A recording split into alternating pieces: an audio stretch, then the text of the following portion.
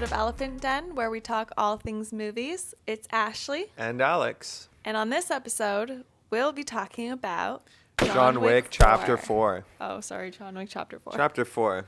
The review today is going to be kind of even more laid back than usual. We're doing like a fresh out of the theater reaction.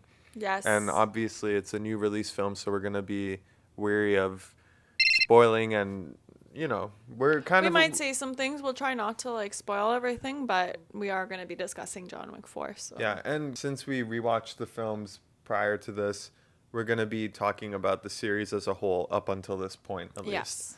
So yeah, we just came back from the movie theaters, and here we are. Right off the bat, I think I could say for both of us, really fun theater experience. It was nice to be in a packed theater full of for this kind of movie, it's appropriate to have a lively audience where people are shouting and, Donnie Yen's on screen and people are losing their minds. It's fun.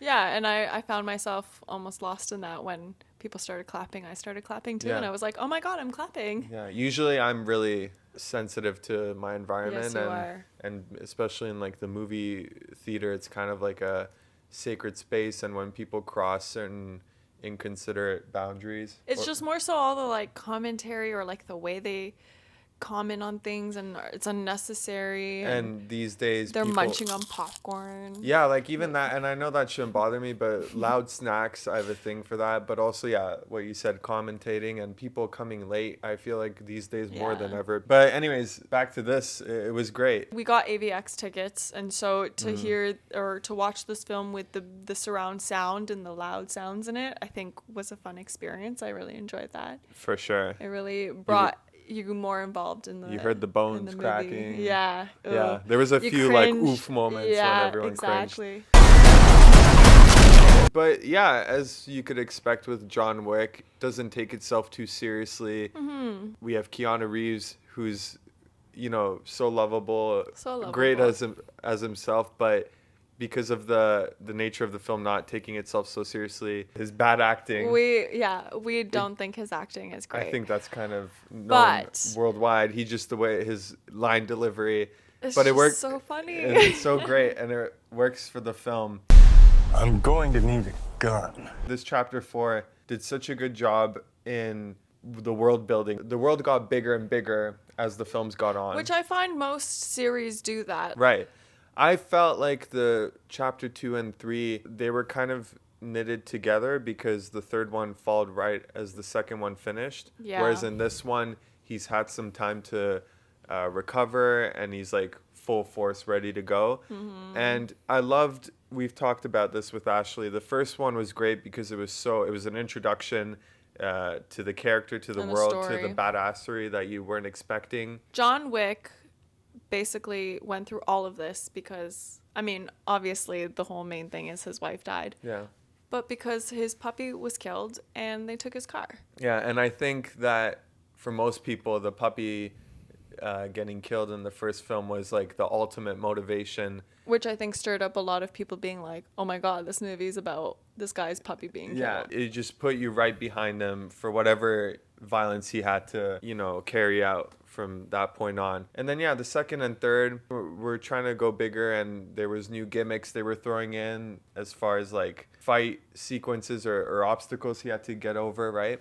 This film does that where, you're fighting with cars, more dogs, there's nunchucks finally. I've noticed that they brought that from the third movie, the dogs. Because in the third movie, they had Halle Berry's character with the two dogs. I like that they brought a lot of different things into the fight scenes. I guess you have to do that when you're doing multiple fight scenes in a movie to make it more interesting. But what do you call it? The nunchucks? Yeah.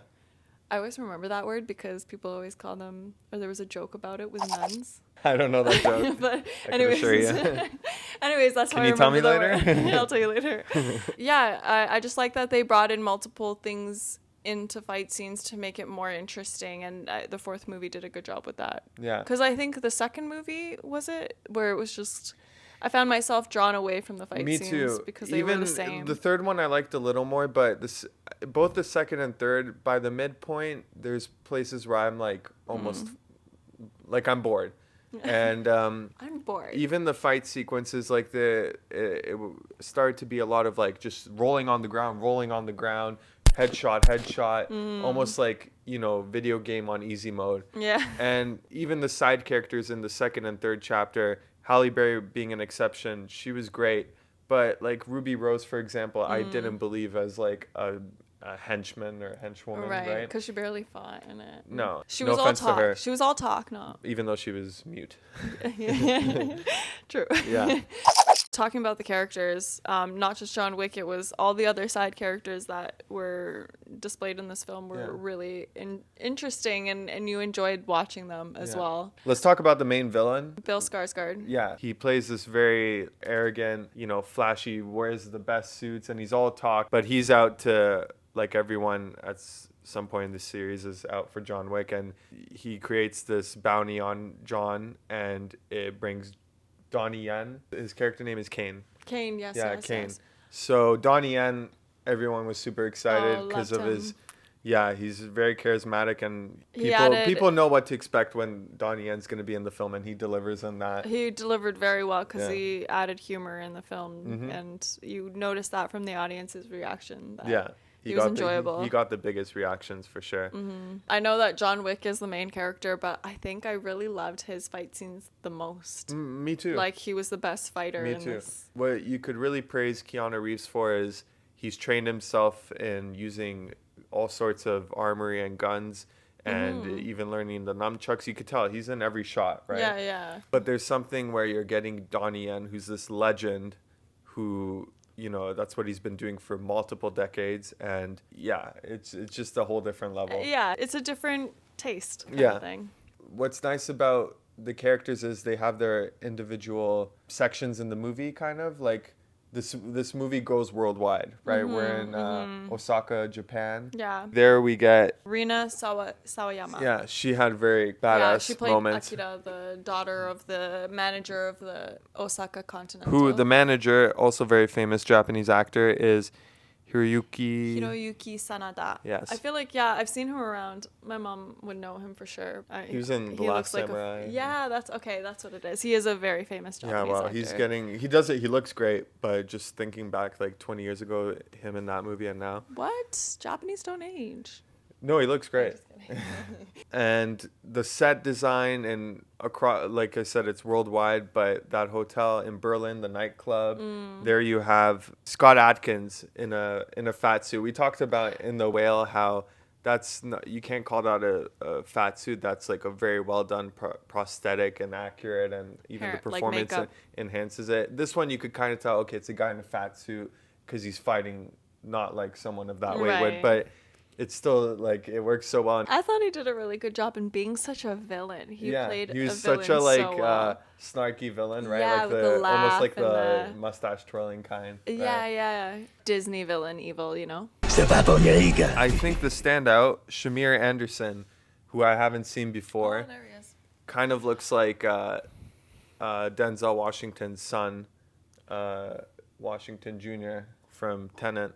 But it wasn't. It's Shamir Anderson. He made an impression on me. Yeah. He was really good. How did you describe him compared to like Bill Skarsgård? Because Bill Skarsgård is very like he's chewing the scenery. His accent's he's doing a French accent. It's kind of like here and there, but still very fun. I just felt like this actor Shamir was so real in this. Like he really played. He was like I think person. The most you could relate to. Right, exactly. Whereas Bill Skarsgård is just like the ultimate prick. I love when characters are so different and they play with each other like that. Like with Bill Skarsgård's character, he was such an arrogant prick, and like you wanted to like act this way. And Shamir, Mr. Nobody, did a good job in like being that person that would act this way to an arrogant guy. You know what I mean? Yeah. It was fun to see. And their motivations, specifically Mr. Nobody's character, his motivation for his part was simple but interesting. Yeah. And so this whole medley of characters, they were all great. One sequence in Paris, they did new things. Like I won't spoil it, but it's like the way they decide to film this action sequence was like a video game, specifically Hotline Miami, if anyone's played it. From the angle that it's shot, and then that style, the music as well, which I want to comment on. I'm happy they brought back La Castlevania, who's a DJ artist they used for the first film. I think he did a track in the second film. The third film he was missing in. So they brought his music back. I was happy to hear that.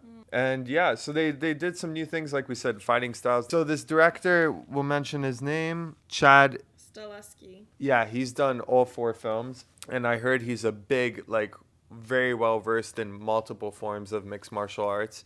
And actors, including Donnie Yen, who's a legend, stated that it was such an honor and pleasure to work with a director who knew what he was talking about and was proactive in the fighting styles. Like, he knew his stuff. Interesting. And yeah, I like how he does homages to, you know, I'm sure lots of kung fu film homages, but in one of the first scenes in the film, you have Lawrence Fishburne. He blows out a match, and it cuts to a sunrise in Wadi Rum in Jordan. Yeah, it's from Lawrence of Arabia, that exact shot. Obviously, paying homage to that scene, which is in Lawrence of Arabia, that's like noted as one of the greatest iconic transition shots in cinema history. So that was cool to see and pick up on. Yeah, we were there in Wadi Rum. I know. Such a beautiful place. Cool. If you ever get a chance to go, we're trying to go back and camp. Stargaze. It's beautiful. It's like another planet, and they filmed a lot of famous movies there. So movie lovers, you have to go there. They filmed The Martian, Star Wars. Yeah. Yeah. Must. It's really cool to see watching more movies together, especially the classics and films that have been made in their earlier years. It's nice to see that, like, a lot of ideas have been taken from these classic films. Oh, yeah. And, like, a lot of them were inspired by them. So if you'd like to see any of our other videos where we talk about older films, check out our channel. Yeah, we've mostly covered, I'd say, classic movies, and we're trying to be, you know, aware of what audiences want today, and that's why we want to do a new release. We have fun with these movies. Exactly. It's also just fun to see these new releases, especially John Wick series. It's a fun one. Yeah, it was. But let us know if you appreciate and like this kind of, you know, newer films, new release films, and like kind of not doing a complete analysis, but just giving our thoughts and raw reaction. Exactly, fresh off the theater. Yeah. Fresh off the TTC. Yeah, exactly. Yeah. Yeah, definitely, because we do love talking about older classic films. But these films are also so much fun for us. So especially like the theater experience. We're both like we prefer watching movies at home. But it's always nice to go to the theater and get reactions from the audience and be with that, you know? Yeah. So yeah, this is definitely one of those films. Yeah. Oh yeah, check it out. Especially AVX. I really enjoyed the sound effects in this film. Yeah. Yeah, go support the film and theaters, and highly recommend. If you want some entertainment, check it out. John Wick 4, Chapter 4. Yeah, we enjoyed it. Well, thank you so much for watching. That's everything we have for this evening. If you like what you see, check out our channel. We've got other movies that we review. And if you like this video, please subscribe. The subscribe button is down below with the bell notification to receive updates on when we release a new video. Mm-hmm. We also have Instagram where we post more about this channel and updates and whatnot. Check us out. It's called @Ashli and Alex.